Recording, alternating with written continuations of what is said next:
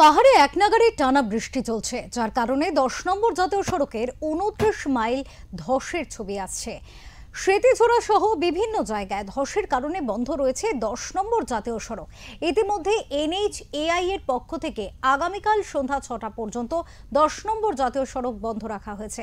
29 মাইলে ধসের কারণে তিস্তার গর্ভে চলে গিয়েছে 10 নম্বর জাতীয় সড়ক।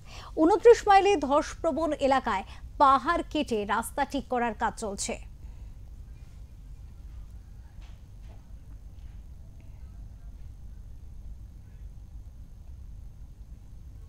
এই মুহূর্তে আমাদের সাথে রয়েছে আমাদের প্রতিনিধি অরূপ পোদ্দার। কথা বলবো অরূপের সাথে এবং জানার চেষ্টা করব অরূপের থেকে। অরূপ, দেখো, বর্ষাকাল মানে পাহাড়ি রাস্তা একটা ধস নামার প্রবণতা থাকে, কিন্তু একেবারে 10 নম্বর জাতীয় সড়ক চলে গিয়েছে তিস্তা গর্ভে। এই বিষয় এবং ধসে নেমে যে পরিমাণ তিস্তার ফুলে ফেপে ওঠা, সার্বিকভাবে সেখানকার পরিস্থিতিটা ঠিক কিরকম? দেখো অপূর্বা, তোমাকে আমি জানিয়ে রাখি, পাহাড়ে কিন্তু এক নাগাড়ে কিন্তু বৃষ্টি চলছে। ভারী থেকে অতি ভারী বৃষ্টি হচ্ছে কিন্তু উত্তর সিকিমে, যার কারণে কিন্তু তিস্তা নদীতে জল বাড়ছে।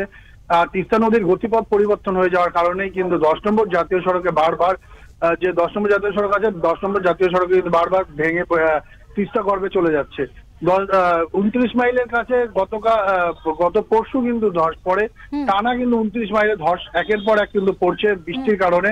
আর সেই কারণে দেখা যাচ্ছে যে 29 মাইলের যে জায়গা রয়েছে 10 নম্বর জাতীয় সড়ক সম্পূর্ণভাবে কিন্তু নদী গর্ভে চলে গিয়েছে, অর্থাৎ তিস্তার গর্ভে চলে গিয়েছে। ইতিমধ্যে কিন্তু প্রশাসনের পক্ষ থেকে পাহাড় কেটে রাস্তা তৈরির কাজ শুরু হয়েছে।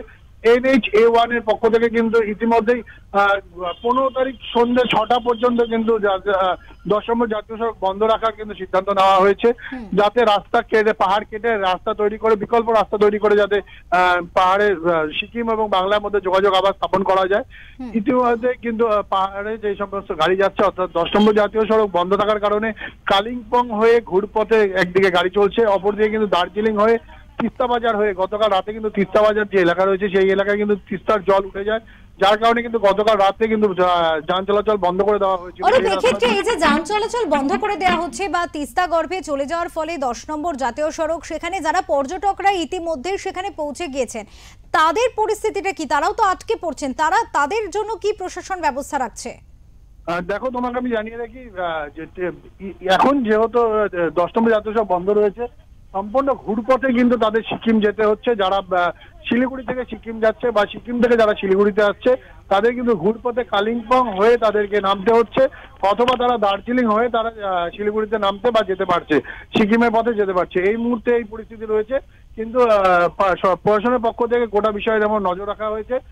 দ্রুততার সাথে কিন্তু 29 মাইলে যে ধসপ্রবণ এলাকা রয়েছে সেখানে কিন্তু রাস্তা পুনরায় ঠিক করে কিন্তু আবার যাতে যান চলাচল শুরু করা যায় সেই দিকে কিন্তু নজর রয়েছে NHAI এর।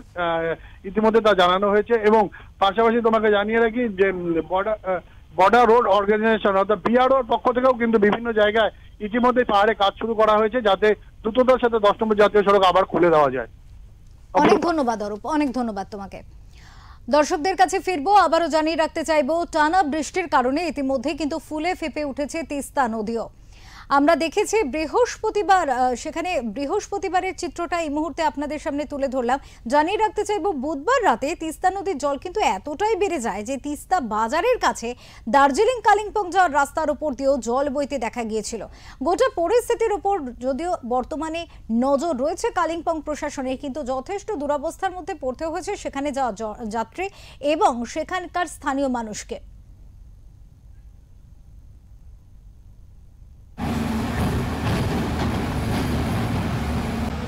মানে আমার তো ইমার্জেন্সি যাওয়ার দরকার ছিল, এখন এদিকে ঘুরে এলে অনেক টাইম লাগবে, রাস্তা বানালে যাওয়া যাবে আর কি, অসুবিধা তো হচ্ছেই। কি মনে হয় রাস্তাটা খোলার সম্ভাবনা আছে? হ্যাঁ, খুলে যাবে। আপনি কোথা থেকে কোথায় যাচ্ছিলেন? আমি জলপাইগুড়ি থেকে যাচ্ছি সিমঘাট।